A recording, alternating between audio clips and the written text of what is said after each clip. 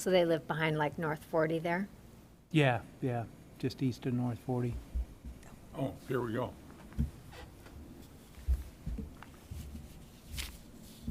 Morning. We'll call a meeting to order with the roll call, please. Sure. Clemenson? Here. Davis? Here. Carstensen? Here. Crosby? Here. And Fleshman? Here. Chairman Baltzell has an excused absence this morning, and Commissioner Coles has not yet arrived. Okay, thank you. We're going to have the Pledge of Allegiance, if you'll all stand. Pledge allegiance To the flag of the United States of America and to the republic for which it stands, one nation, under God, indivisible, with liberty and justice for all. Thank you.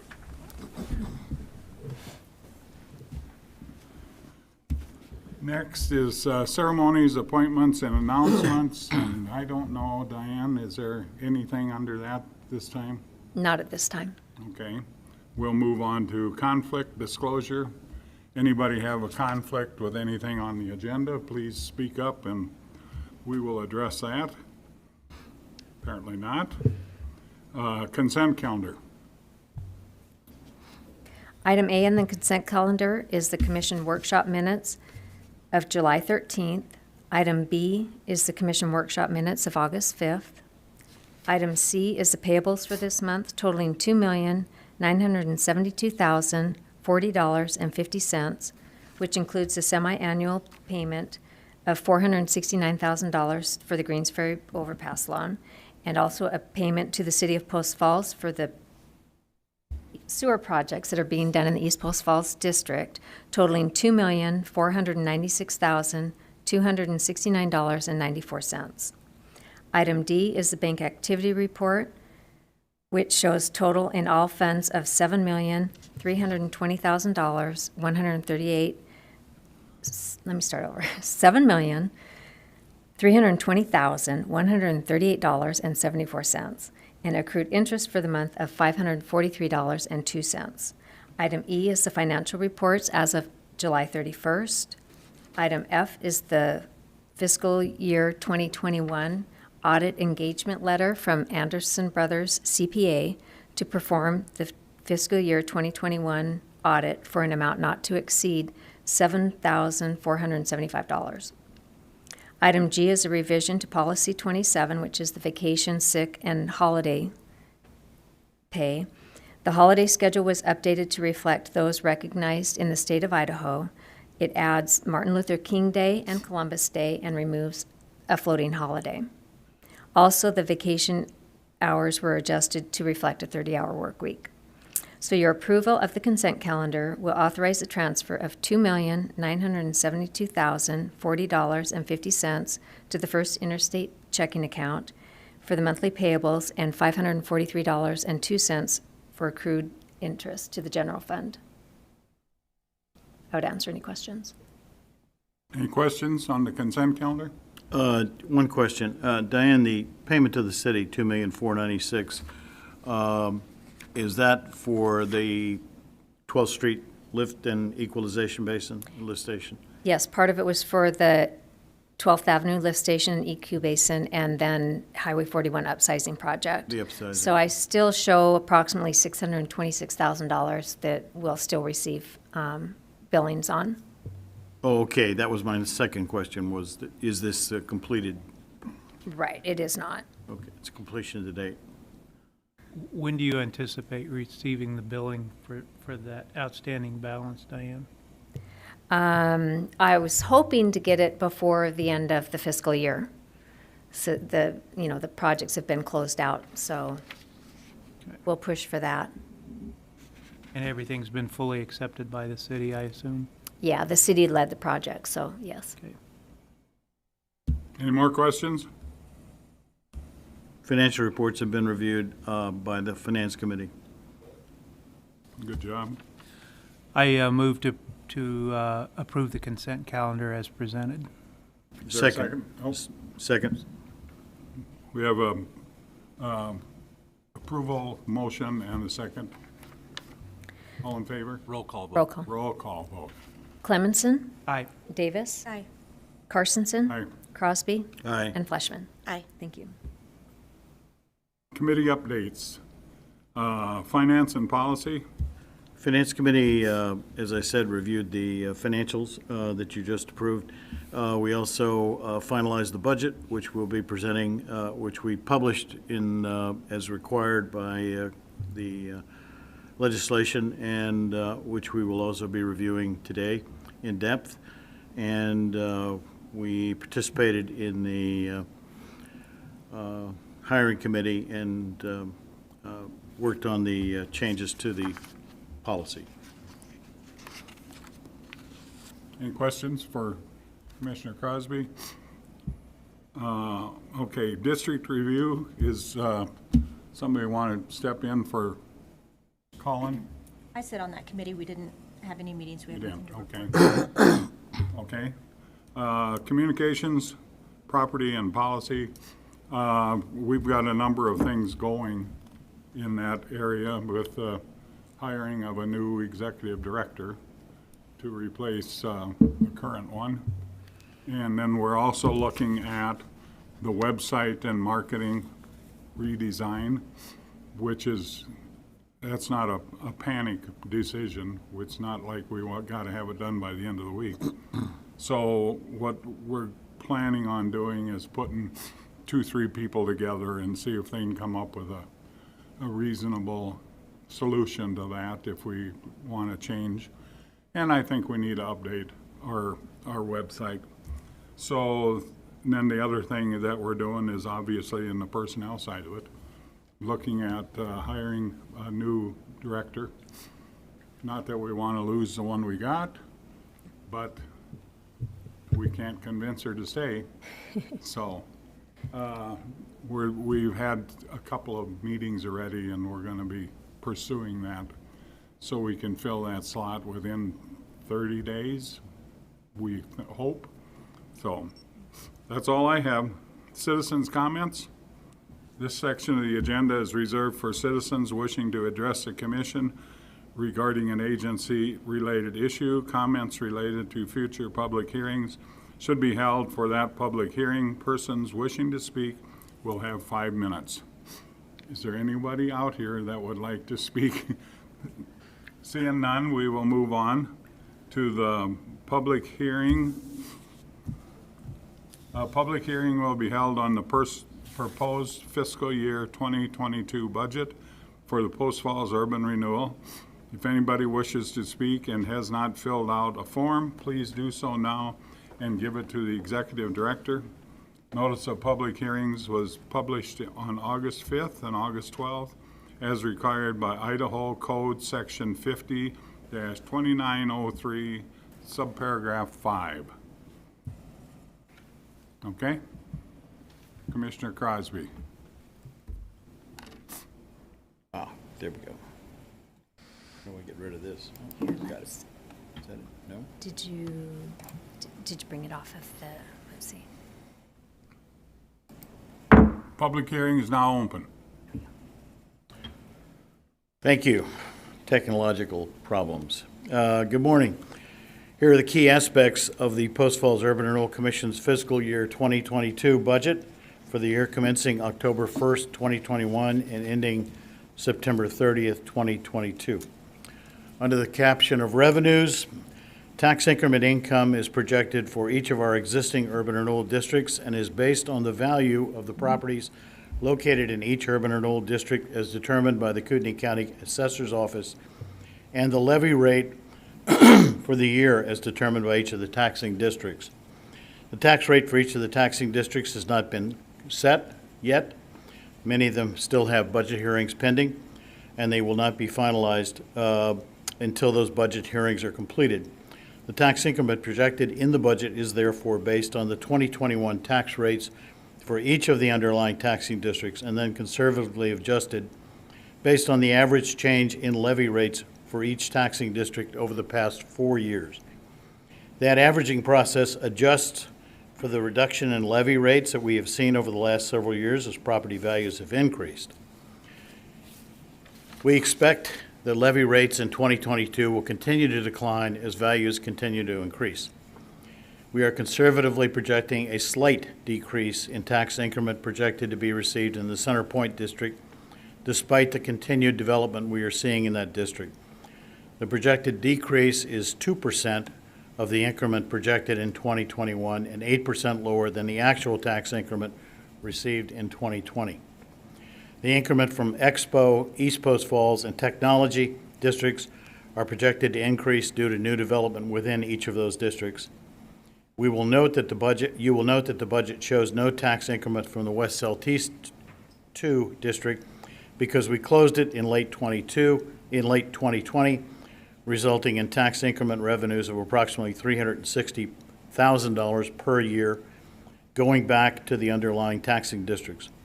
We've also projected no tax increase for the 2 urban and rural districts recently approved by City Council in late 2021. Overall, the projected tax increment for the Expo, Centerpoint, East Post Falls, and Technology Park districts is anticipated to increase by approximately 9%, or $467,500 from the increment that we projected in 2021, but to decrease by 7% from the actual increment received in fiscal year 2020 as a result of the closing of the West Southeast district. No other income is anticipated, and we do not anticipate the need to transfer funds or operating funds from the general fund to meet agency operating costs. Interest income has conservatively been projected at $7,200. It's projected to decrease primarily due to the continued reduction in current interest rates, plus the fact that the Commission continues to aggressively pay down debt and disperse accrued increment for completed public improvements, reducing the principal available for investment. Carryover revenue, which you'll see on one of the line items, is tax increment collected in prior periods within a district which will be applied to pay for public improvements which are currently underway or planned in the future. Those funds will only be paid out when the public improvements have been fully completed, paid for by the proponent, dedicated and accepted by the city, and all costs reviewed and documented by the Commission's independent engineers. The agency is only projecting carryover revenues in 2022 for the East Post Falls District, which reflects revenues that will be accrued to make future payments on the bonds issued to finance the Greens Ferry overpass. The revenues to pay for major sewer improvements recently completed in that district, as was discussed earlier, with about $600,000 of that payment still due. We are not projecting any borrowings in 2022. Total revenue projected in fiscal year 2022 are $5,214,980. Carryover revenues from prior years total $773,374. Therefore, the agency is projecting total funds available for fiscal year 2022 of $5,988,354. You will note that the bulk of the Commission's projected revenues come from tax increment created by new development in each of our urban renewal districts. The term tax increment is the increase in the property tax within the district resulting from new improvements spurred by public investment in infrastructure. The underlying taxing districts continue to receive the same amount of property tax income that they were receiving prior to the creation of the urban renewal district. Also, once an urban renewal district is closed, all of the additional taxes created by the new development and the public improvements made by the Urban Renewal Commission within the district go back to the underlying tax entities. As urban renewal districts are closed, each of the underlying taxing entities will receive a dramatic increase in tax revenues from the new development stimulated by expanded infrastructure. In the case of Post Falls Urban Renewal Commission, those additional taxes will total in excess of $5.1 million per year as the Expo, Center Point, and East Post Falls districts are closed over the next 2 years. Moving down to expenditures, our main expenditures in 2022 will continue to be debt repayment and reimbursement of costs associated with approved, completed, and dedicated public improvements. Proponent reimbursement for approved and completed public improvements, including debt repayment, and interest expense associated with the debt is projected to decrease by $3.84 million to $5,756,154. This decrease reflects the fact that 3 of our existing districts are nearing the end of their approved lives, and a substantial portion of the public improvements within each of those districts has been completed. Projected proponent reimbursements assume all existing improvements set forth in the improved district plans will be completed within fiscal year 2022. As noted, if these improvements are not completed or approved and dedicated within fiscal year 2022, those projected funds will be carried over to the next fiscal year and reflected in the agency's 2023 budget.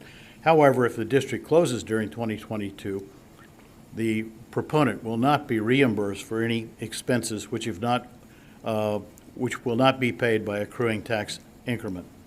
Over the course of 2022, it is the agency's intention to continue to aggressively pay down outstanding debt that was issued to build the Greens Ferry overpass. The outstanding balance of those bonds as of September 30th of this year has been reduced to $1.4 million, and that loan will be fully repaid in February of 2023. With regard to the agency's operating expenses, the operating expenses for the Urban Renewal Agency have been increased in fiscal year 2022 primarily due to our expectation that the retirement of our executive director will have as we deal with the retirement of our executive director, we will arrange for a 3-month transition period for the incoming person that will result in increased salary and related expenses. Despite this, the projected fiscal year 2022 operating expenses, including projected carryover funds and contingency, continues to represent only 3.8% of our projected revenue. Our fiscal year 2021 operating expenses, the actual expenses associated with operating the agency, were budgeted at $193,000. Our actual expenses for the first 9 months of fiscal year 2021 are $72,324, or approximately $8,000 per month. Annualized, we are projecting that our fiscal year 2021 operating expenses will be just over $100,000, well below budget. We are projecting a 20% increase in actual operating expenses for fiscal year 2022 from $193,000 to $232,200, primarily, as I mentioned, as a result of having 2 employees over the transition period as we transition to a new executive director. We're also projecting a contingency of $5,000 and a carryover to the agency's general fund of $79,187. We are projecting increases in the following line items: employee wages, as explained, the audit, slight increase in auditing fees, legal advertising, engineering services and other contract services, insurance, office supplies, computer repair and maintenance, and as the chairman mentioned, a website redesign to upgrade our website. Many of these increases are small in nature, projected on the basis of inflation, which we are experiencing, and a one-time expense such as the website renovation. We are projecting a decrease in expenses for computer software.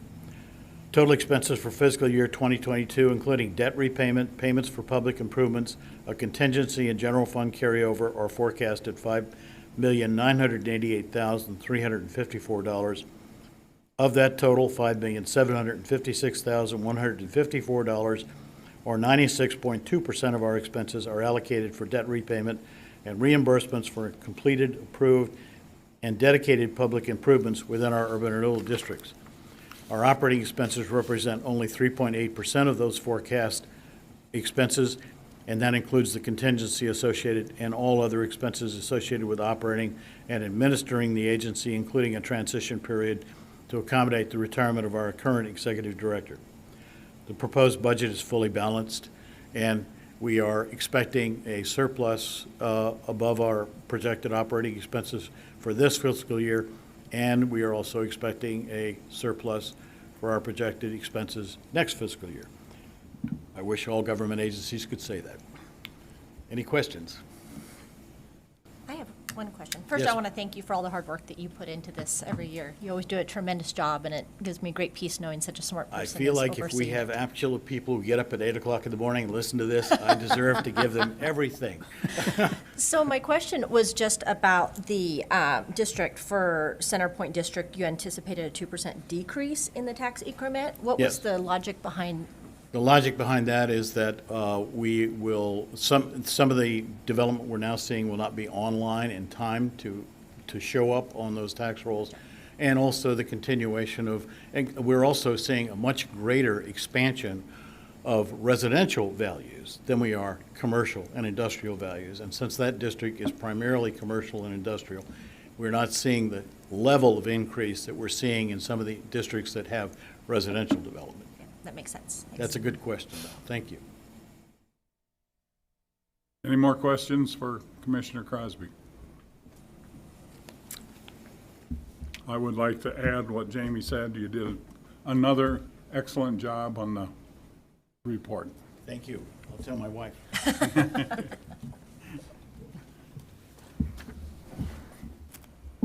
Okay. Close the public hearing. Close the public hearing. That's what I'm going to do, if I can find out what's the procedure. Just, Just say the public hearing's closed. okay, public hearing is now closed. You can move right on to Resolution 2021-3. Unfinished business, we have a resolution 2021-03. Let me find the paperwork on that.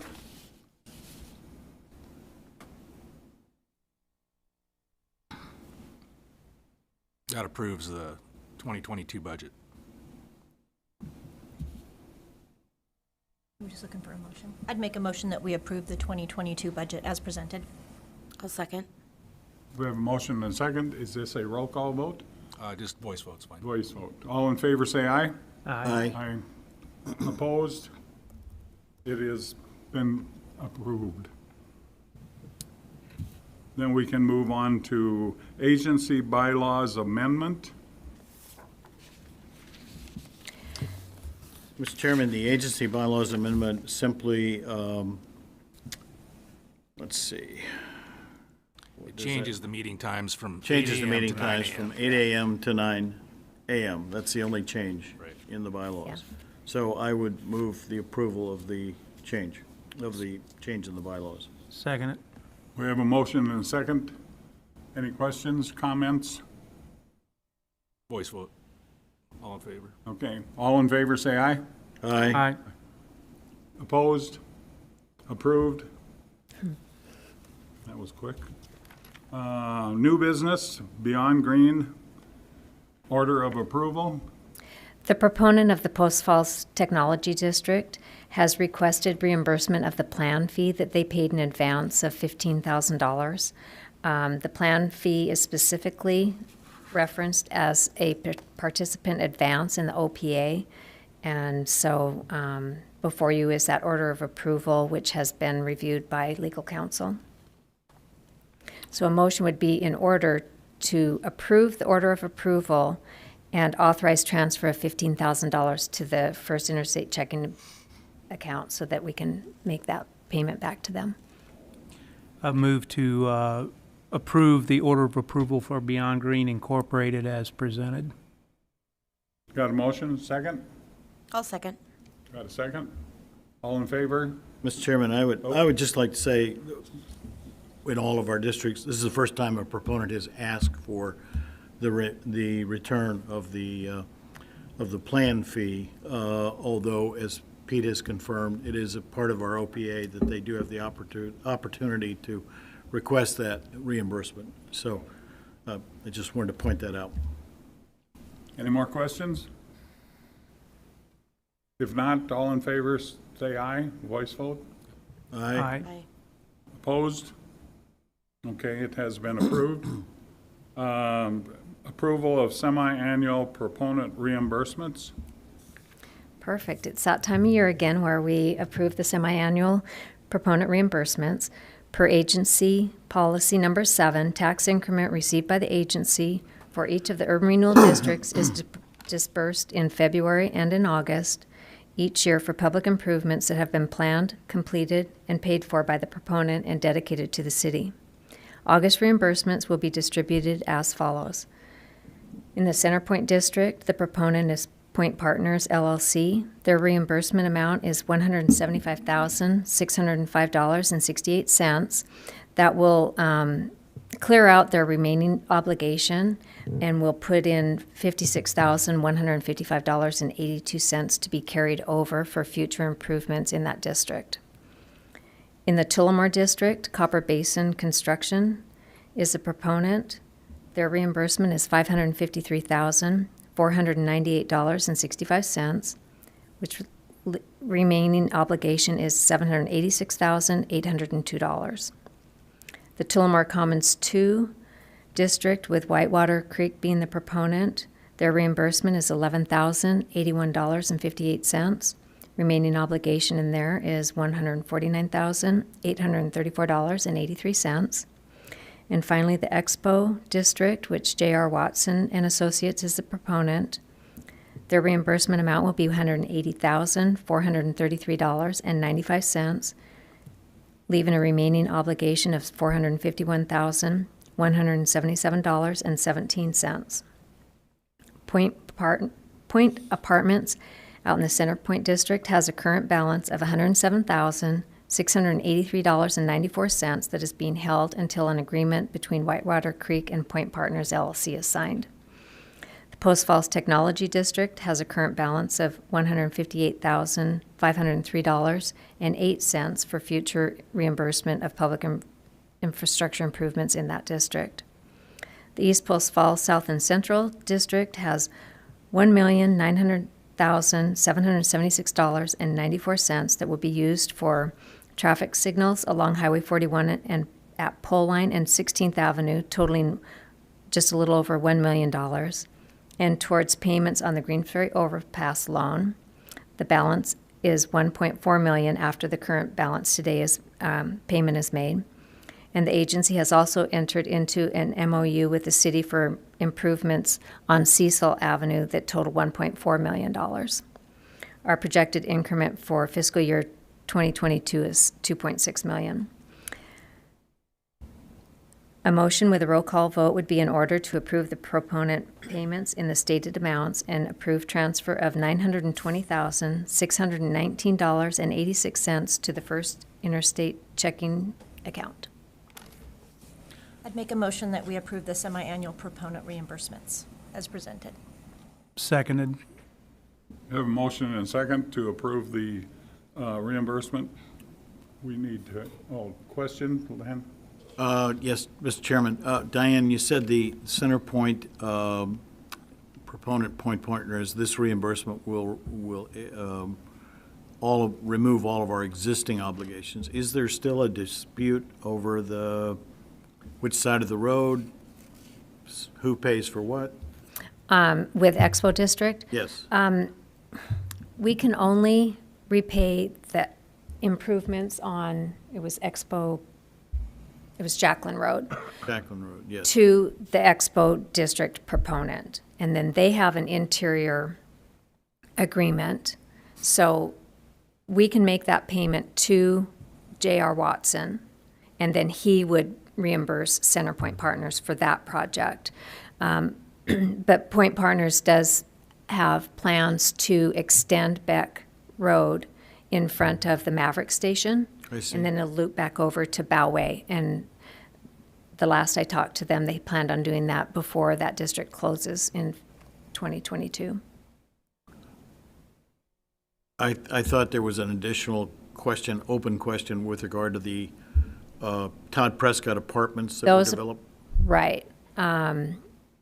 They need to sign their agreement that the increment that goes from the Point Apartments goes towards Whitewater Creek's improvements to Expo Parkway West.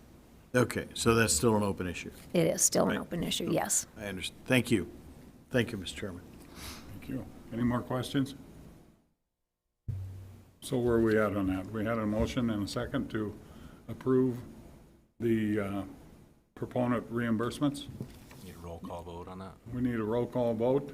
Clemenson, Aye. Coles, Aye. Davis, Aye. Carstensen, Aye. Crosby, Aye. and Fleshman. Aye. Thank you. Okay, next is the projected 2022 closing budget.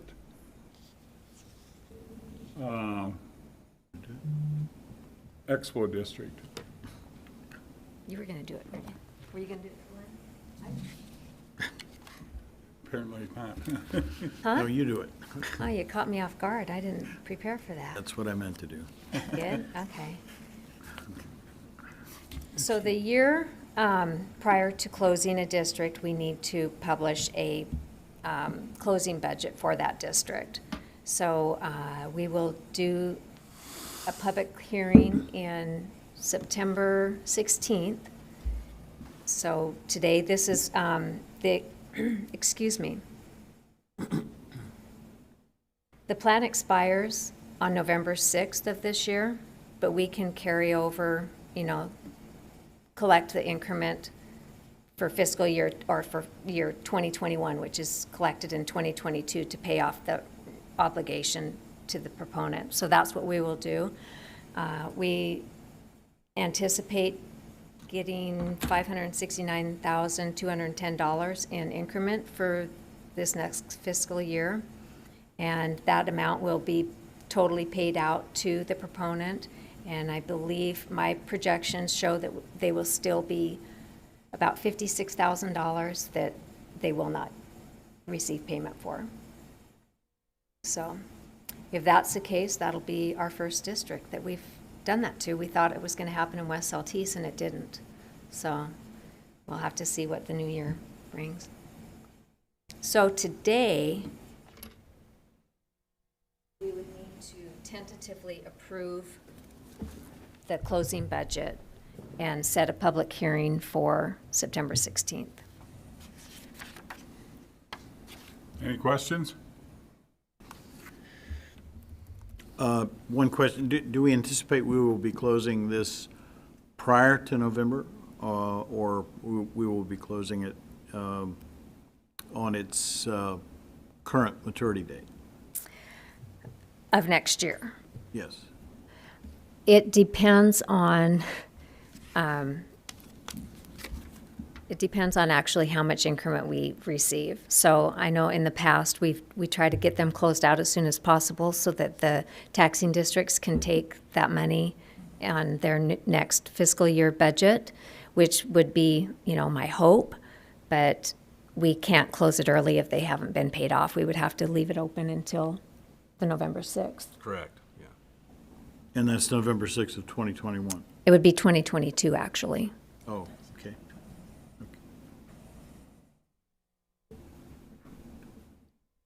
Any more questions? So we need to have a motion. A motion to tentatively approve the closing budget for the Expo Urban Renewal District and authorize staff to advertise a public hearing for September 16th. So moved. Have a motion, second, please. Second. We have a motion and a second.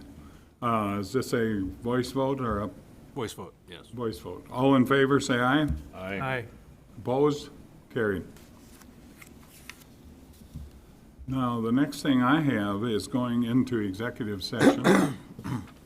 Mr. Chairman, I move to enter executive session pursuant to Idaho Code Section 74-2061B to consider the evaluation of an employee, staff member, or individual agent, and the duration of this executive session is to be determined.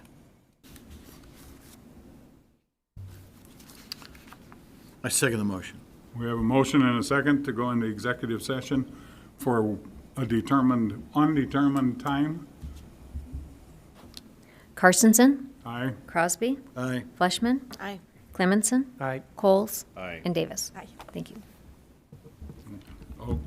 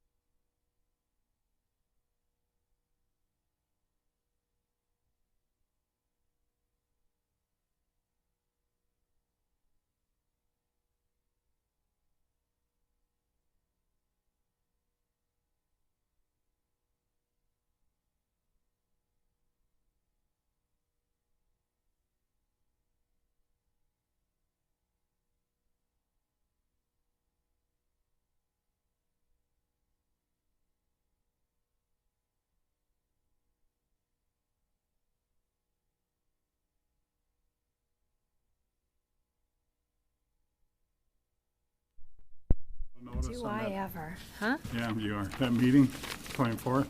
Yep. Okay. Just a minute, I gotta get all my timing down. How did I lose my agenda?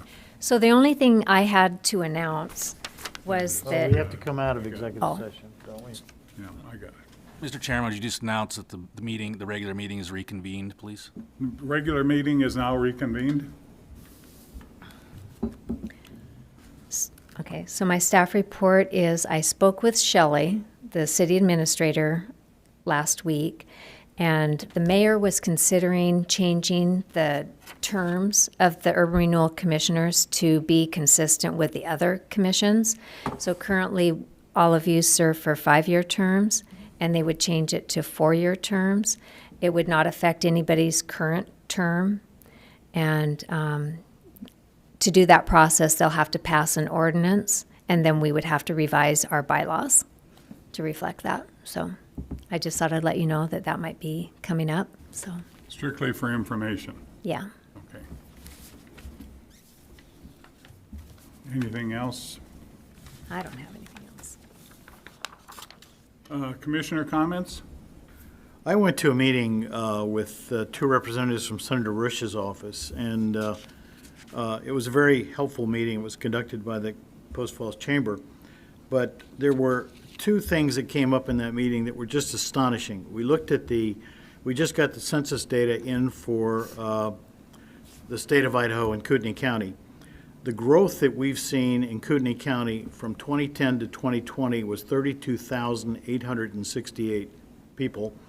And that growth over that 10-year period represents a larger population than 32 other Idaho counties and 153 Idaho cities. So their population doesn't even equal the growth that we saw here between 2010 and 2020. And the populations of Ada County and Kootenai County now represent 49.5% of the state population. So I think that's pretty interesting information, and it reflects the fact. They also said in that meeting that they expect the Post Falls Rathdrum area to exceed the population of the Coeur d'Alene, city of Coeur d'Alene, by 2030. So, we're experiencing growth, and it's not going to stop. Even the realtors in that meeting said they don't see it stopping. They see it continuing at least for the next 5 years, which means infrastructure needs are not going to moderate. They're going to continue to expand. So, thank you. Thank you. Any other commissioner comments? If not, chairman comments? Well, he's not here today, but I'll try to fill in. I don't really have anything other than, as Dave Holloway would always say at this meeting, please visit the North Idaho State Fair. Starts tomorrow. So, and I think it's a worthwhile fair, but God forbid nobody gets sick. So, that's all I got. We need a motion to adjourn. So moved. Second? We have a motion and a second to adjourn. All in favor, say aye. Aye. Opposed? We are adjourned.